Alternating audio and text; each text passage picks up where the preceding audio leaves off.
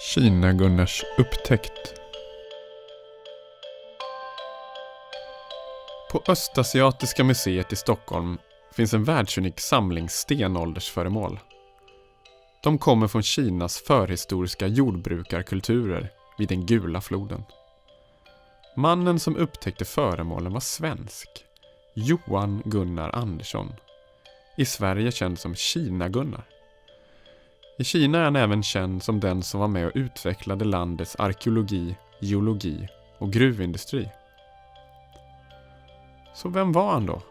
Kina-Gunnar. Jo, han föddes i Knivsta i Närke 1874. Hans föräldrar var lantbrukare och han blev tidigt intresserad av jorden och mineraler. Han flyttade till Uppsala för att studera geologi och paleontologi. Studierna och forskningen ledde honom ut i världen på vetenskapliga expeditioner. 1901 var han med på den första svenska expeditionen till Antarktis.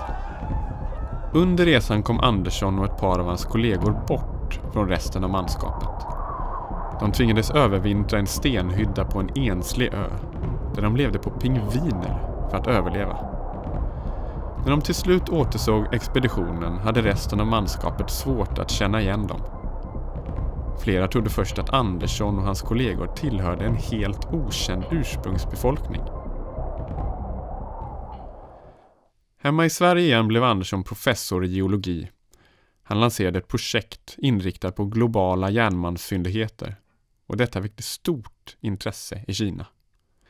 1914 bjöds han in som gruvrådgivare åt Kinas regering. Han kom till ett land som genomgick politiskt oroliga tider. Kejsardömet hade avskaffats och utländska makter ockuperade delar av Kina. De nya kinesiska makthavarna sökte hjälp utifrån för att modernisera landets industri. Andersson reste runt utanför Beijing och studerade områdets geologi och hittade flera nya järnmalmsfyndigheter.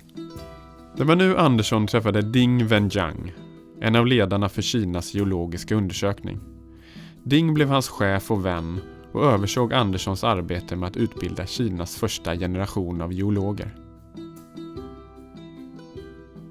Under en resa 1918 upptäckte Andersson ett grottområde med mänskliga kvarlevor. Det visade sig vara en förhistorisk människa. En Homo erectus, den så kallade Peking-människan. Andersson fortsatte sina resor och en tid senare kom hans största upptäckt. Det är fynd som kom att göra honom berömd och känd som Kina-Gunnar.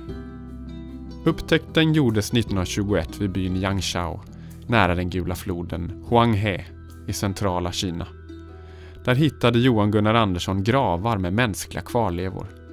Bemålad keramik, stenyxor och andra vardagsföremål samlades också in. Vissa föremål var över 7000 år gamla.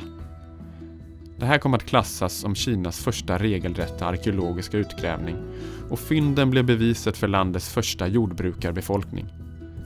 Tidigare myter och legender om Kinas förflutna ifrågasattes och nyheten blev en världssensation. Historien fick skrivas om. Det arkeologiska arbetet fortsatte i Gansu-provinsen i nordvästra Kina. Det var inte helt lätt att få med sig fynden därifrån till Beijing för närmare studier. Anderssons expedition var långt ute i väglöst land och föremålen fick bäras över bergen till Gula floden och sedan fraktas ut med vattnet till närmaste järnvägsstation.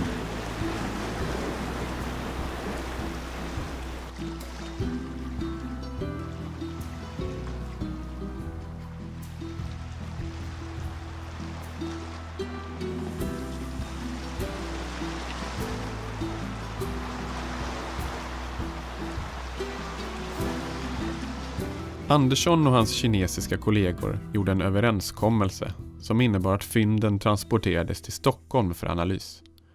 Sedan skickades hälften tillbaka till Kina. De föremålen markerades med ett P, som i Peking.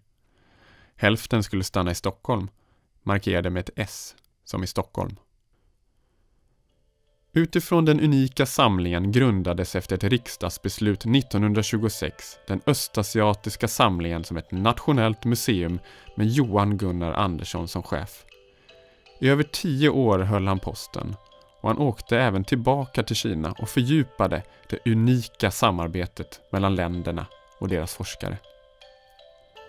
Några år efter hans död flyttade samlingarna till Tyghuset på Skeppsholmen i Stockholm och fick ett nytt namn: Östasiatiska museet. Det var bland annat Sveriges kung Gustav VI Adolf som låg bakom flytten. Och han skänkte också en stor del av sin egen samling, främst keramik och porslin, till museet. Kungen hade under årens lopp varit en nära samarbetspartner till Kina-Gunnar och han hade även varit med under några av utgrävningarna.